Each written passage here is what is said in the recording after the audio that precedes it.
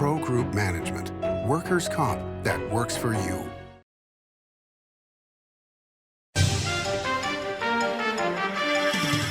Welcome to Nevada Newsmakers on the broadcast today, an all-pundit show with Lindsay Knox of McDonald, Carano, and Mike Draper of Argentum Partners, here for the whole show on an all-new Nevada Newsmakers. When in Carson City, Nevada Newsmakers records in the conference room of the Nevada Builders Alliance. Coverage of the 2025 legislative session is brought to you by Pro Group Management, workers' comp that works for you. NV Energy, proudly serving Nevada, providing electricity to 2.4 million electric customers. The Retail Association of Nevada, looking out for business. And by Story County, helping build Nevada's future. Meet Nevada Health Link, Nevada's official health insurance marketplace. Your link to savings, selection, free assistance, and name brand health insurance, where 90% of enrollees lower the cost of their monthly premium. Everyone deserves access to quality health coverage, no matter your income or family size. Visit NevadaHealthLink.com. A few minutes could save you hundreds of dollars per month. Nevada Health Link. Our plans are made for your plans. We don't have a choice where we go to school, even if it's unsafe or we're being bullied. It's not fair. Every family should be able to choose the school that is best for us, not just the families who have a lot of money. Governor Lombardo wants to give every kid and every family the ability to go to a school where we can learn and where we're safe. He's fighting for us. Thank you, Governor Lombardo. Like a traditional handmade basket, retail is woven into the fabric of life in Nevada. From big box to mom and pop, retail supports our communities in countless ways. Jobs for the disabled, team uniforms for kids, help for the elderly, and so much more. Retail employs over 1 in 10 workers. Retail supports Nevada, and we support retail. RANNV.org. This is Nevada Newsmakers with host Sam Shad, a no-holds-barred political forum. Now, from the Nevada Newsmakers broadcast headquarters, here is Sam Shad. And back on Nevada Newsmakers, coming to you from Carson City. We're here at the home of the Nevada Builders Alliance, and we're delighted to welcome back to the program Lindsay Knox. She is Senior Vice President of Government Affairs for McDonald Carano, and Mike Draper is a partner with Argentum Partners. Pleasure to have you both here. I know how busy you are at this point in the session. Some of the stuff you've been working on has been housing. Explain what housing-related work you're doing. So I represent home builders, North, South, and the State Association. So a lot of it is a lot of defense. It is making sure that the state does not implement things like inclusionary zoning, changing construction defect laws, and making sure that we keep prices low as possible during session. So those are the things that I get to spend my time doing. Okay, as far as housing goes, the cost of land, the cost of materials are so high. How is Congressman Amadei's potential lands bill? He was on the program talking about it has a 60-40% chance of passing in this current session of Congress. How would that affect things for your? Oh, it's huge. I mean, if you look at the cost of land right now, it is outrageous to develop, whether you are looking at the North or the South or our rural communities, which I think probably struggle even more because you can't get the workers out there. So it will be huge. With that said, you have to build infrastructure, and that is very expensive. And when those costs come, where does it go? It goes to the buyer. So with everything else that's so expensive, the land, the labor, the materials, laws and litigation, it still is very expensive. But I think if we can get a few projects going, it is a supply and demand issue. You will see prices start to go down.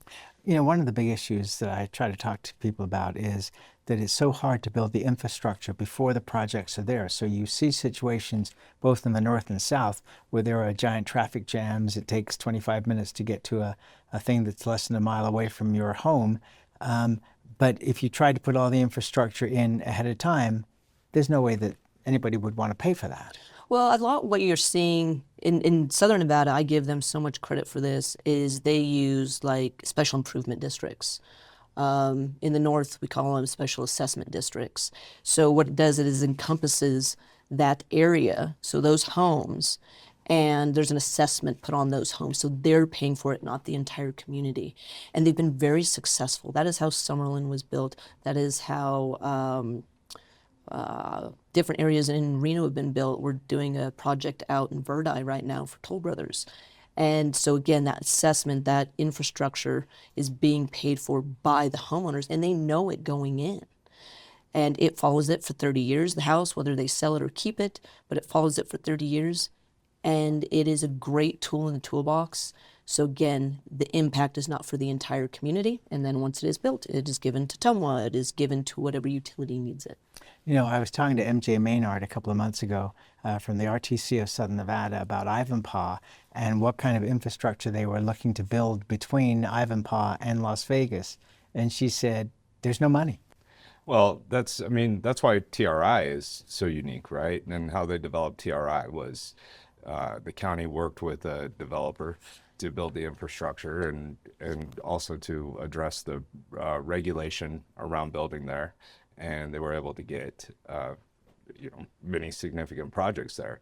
I think that the public-private partnership of how we address infrastructure is going to be something really important. You look at something like Ivanpah, it's a perfect place to try and create some public-private partnerships. Well, they have to. There's no other choice, right? And I think that's where the state, if we're not going to address our property tax system, we have to be innovative in the public-private partnerships that we create. We have a lot of talk at the legislature, as Lindsay said, over the last several sessions about some very artificial solutions to housing, things like inclusionary zoning and rent control and things like that. But we're really not addressing the underlying symptoms, which is we don't have enough land, we don't have enough supply. Government regulation is sometimes duplicative at best. And we haven't really, until this governor's housing bill, we haven't really seen solutions that address those really underlying causes of our housing issue. Okay, so Lindsay, the governor makes the proposal. What is the discussion going on in the legislature? Is there agreement or disagreement, or where do you think it's going? They are working diligently on the bill, and to the credit of Majority Leader Howdigi in the governor's office, they are working. And it is nice to see that collaboration, because I think everybody understands the importance of getting something through. And this is where, the sausage is made, and what the general public does not see is that everybody's going to bleed a little bit in this. Was the first proposal perfect? No, no proposal is. But I think that if everybody can work together and not make this political, they can accomplish something. Okay, so is this part of the fact that we don't have an excess of money, is that you really get to see people working together to get things done? Because you're not fighting about extra monies that maybe one side wants and the other side doesn't? I think towards the end, absolutely, we're going to see that. But right now, you look at with the education budget and what the governor has said and what it looks like. It doesn't have what the governor wants, because I'll beat it with that. So they're still fighting over money, and it's how it's spent. But when we do not have those big Christmas tree bills where we're giving millions of dollars everywhere, I think it's going to make everybody a little bit more at ease, and there will not be as much fighting to get those dollars spread. You spoke about TRI, which of course I've been intimately involved with for over 20 years now. It's such an amazing thing when a private developer puts in all this major infrastructure and then says to companies, come, we've already got the roads, we've already got the water, we've already got the sewage, we've already got the fiber optics throughout the park. I spoke to another major developer a year or so ago and said, are you going to do all this? And they said, well, no, we're not Roger Norman, we don't have his money. But that really is, a pathway for people to follow, to be able to have successful developments, unlike Apex, which took forever to get the infrastructure in there. Yeah, I mean, the blueprint is there. We see the success of it, and that's not the only way that you can be successful. Like Lindsay said, there's special assessment districts, there's things like that. But certainly, we have a blueprint of maybe the most successful industrial park in the country at how you get it done. And I think that's what we always look for in public-private partnerships. Is we want to see developers have skin in the game, and governments, local or state, have skin in the game and work together for the benefit of everybody. And TRI is a great blueprint for that. So I would suggest that, especially we're in a time in this state where land is short, as you've discussed all week this week. We have to have innovative solutions, and we have to have private industry come in and be part of those innovative solutions. Oftentimes private industry is the most innovative. And I wish we would see more private industry involvement in government solutions to things like infrastructure and housing, healthcare, things like that. Yes, that would be very refreshing, wouldn't it? Talking about skin in the game, Alex Morello managed to get his arena passed through the redevelopment agency, which is essentially the city council. But he's got skin in the game. He doesn't get any money back from that TIF financing until he is invested up front. Yes. It is a legal matter within my firm, so okay, probably shouldn't talk a whole lot. Okay, no, and that's fine. And I apologize. I shouldn't have brought that up to you, but I'll bring it up to Mike. I think we have different opinions at the table, but we all agree generally on the same thing. I think we need good public-private partnerships. I think that GSR proposal is a good public-private partnership. The developer doesn't get anything unless they raise the value of that property. The city doesn't lose anything. There's no bonds against it. I think we can debate over what industry should take advantage of different incentives, but the fact is that those are the kinds of public-private partnerships where the city and the citizens aren't on the hook that I think make good business dealings for governments and communities.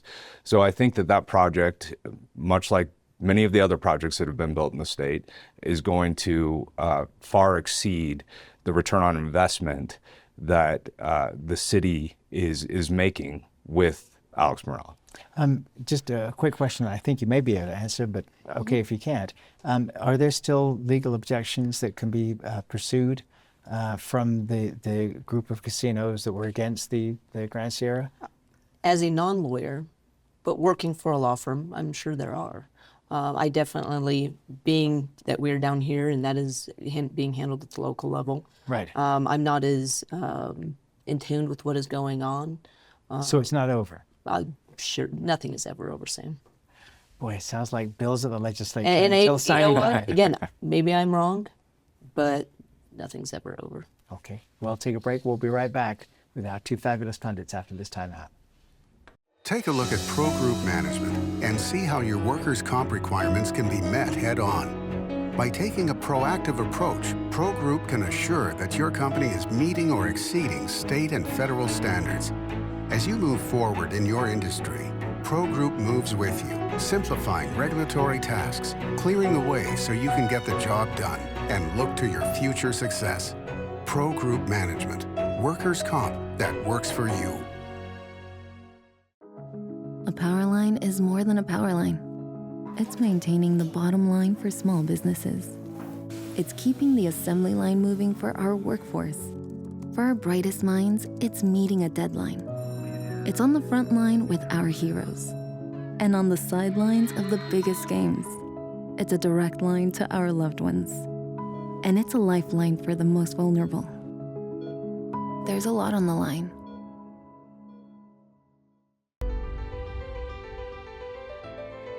Welcome to Story County, where history meets innovation, and a pioneering spirit continues to shape our future. At the heart of the Tahoe Reno Industrial Center, we power the future with global leaders in technology and manufacturing, driving progress that reaches far beyond our county lines. From advanced manufacturing to tech innovation, our industries are creating thousands of quality careers. fueling a vibrant economy that benefits every Nevadan. But it's more than just growth.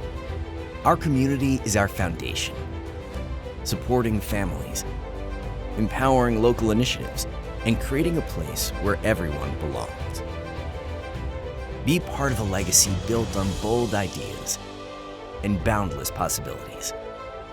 Join us in building a brighter future right here in Story County. Story County, helping build Nevada's future.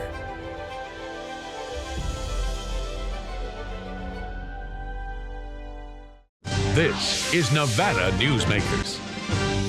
And back on Nevada Newsmakers, we continue our conversation with Mike Draper of Argentum Partners and Lindsay Knox of McDonald Carano.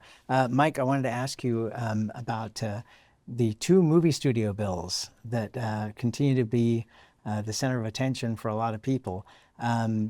We were told on this program that the majority leader will not deal with two bills. It has to be one bill. I don't see how you could combine these two projects because they're so different. Well, so different, and we're talking about a limited amount of tax credits, right? And so without knowing what each studio needs to be financially viable, I think coming into the legislative session, most of us were under the impression that there just wasn't room for both studios in the bill. But we see it almost every legislative session that there will be compromise in all likelihood. We have a lot of passionate people Wait, can you supporting see both those? sides of the bill. They're two such different projects. One at UNLV and one over in Summerlin. I don't. Any of the developers of Summerlin are involved in one, and the contractor for Harry Reid Park is involved in the other. I don't see. I could see how you could create. Again, I think there's a lot of smart people working on both bills, and I could see that there's probably the potential to take pieces from one of the bills and put it into the other bill, and at least create some opportunity for both studios to participate. I mean, the whole premise, right, is that we're going to bring Hollywood to Nevada. And does Hollywood center around one studio, or does it center around many studios? So at least if you can certainly maybe bolster one studio, but also create the opportunity for other studios to succeed, whether it be based on revenue that comes in or certain other measures, there might be the opportunity. I personally can't figure out how it would work, but I don't know enough about the inner workings. And we see a lot of times, I mean, you've been here longer than I have in Carson City. We see a lot of times where how in the world is that ever going to work? And when you have people that are determined, they figure out a way at least to get a win. And so I would guess that there will be a film tax credit bill that passes and that this session? Potentially a special session, but sometime this year. Okay. And that both sides will be able to say they got some wins out of it. Okay, Lindsay, I'll drop this in your lap now. I mean, because look, you know, the budget deficit that we have because of the Economic Forum, yes. Is this the time to come up with bills that have this huge cost to the state? Personally, no. But I'm not the people that make the decisions over there. I just help influence, and I have nothing to do with these two bills. Luckily, I'm actually very fortunate not to have to deal with this. But I do not think it's the time. But when is the time? We tried last session, didn't happen, and we were in a much different place. We look in, 27. Who knows where we will be? So I think that they're weighing those options, and again, it's not something I will say that I personally am looking forward to. I don't want our state to be the next Hollywood, but if that is, something that's going to drive the diversity in Las Vegas, then absolutely. Okay. I think one of the things that goes along, I share a lot of the same opinions that Lindsay has on this, but the part, I think, looking at the politics, I don't think anybody's been blown away yet by the return on investment. Oh, no, it's terrible. The job creation, right? In the same economic form and some of the reports that we've seen, jobs are down. So I think if those projects can really show job creation, it at least gives something for a legislator or the governor to hang on to and a reason to potentially pass something. Okay, so 28,000 jobs is the number that's being thrown out on the Summerlin project. But my question is, and maybe your home builders have already come up with an answer, where do these people live? It's a beautiful question, Sam. I don't know. And I think, again, not being involved in all of this, I don't know, the tiers of when these people come in, when these jobs start. So I don't really know. But that's going to put pressure on the market down in Vegas. And from what I saw, I think it was a couple weeks ago, these are relatively good paying jobs. Oh, yes, yeah. So you're going to see an influx into whatever new subdivisions are being built down there. I know there's some decent sized projects being built, but those houses will get taken up just like that. And they will be very expensive. And they'll be very expensive. And then what does that do to the lower market? Because everything's going to go up in price because there is that just absolute demand for it. All right, let's take another break and we'll be right back.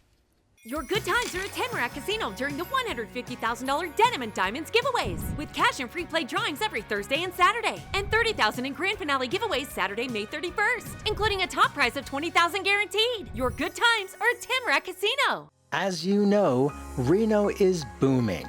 Toll's Development Company is helping it grow with insightful design and development, building community with every project, adding beauty, adding excitement, emphasizing our shared humanity. Reno is becoming bigger. Toll's Development is helping it become better, more livable, more enjoyable. To learn more, go to tollsdevelopment.com. tollsdevelopment.com. The Nevada Builders Alliance has been protecting the interests of the construction industry for over 50 years. Our programs save members thousands of dollars every year and allow them to provide much-needed benefits to their employees. Our industry also allows Nevada to grow. If you're thinking about a career in the construction industry, reach out. And if you haven't thought of a career in construction, what are you waiting for? We are the Nevada Builders Alliance. Save money and take transit. Did you know you can ride the bus all day for less than what it would cost you for a gallon of gas? Plan your trip now by going to rtcwashoe.com. This is Nevada Newsmakers. And back on Nevada Newsmakers, we continue our conversation with Lindsay Knox of McDonald, Carano, and Mike Draper of Argentum Partners. So, came up in a little bit in this last segment talking about the economy. We had such an incredible year last year with the economy, especially in Southern Nevada, with everything, the Super Bowl, it just goes on and on and on, Formula One. We had so many billion-dollar months. It was almost impossible for us to exceed that without another year of incredible events, and that's just not going to happen.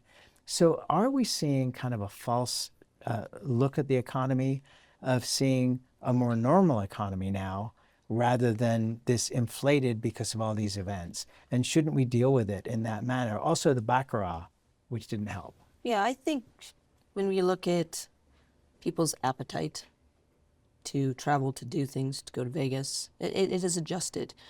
Do I think it will transition back as Vegas continues to grow? I see it changing towards a positive.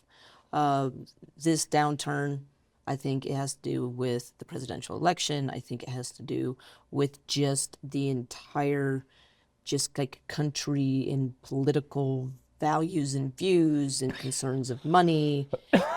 And people are just being a little bit more cautious. Internationally, they're being more cautious.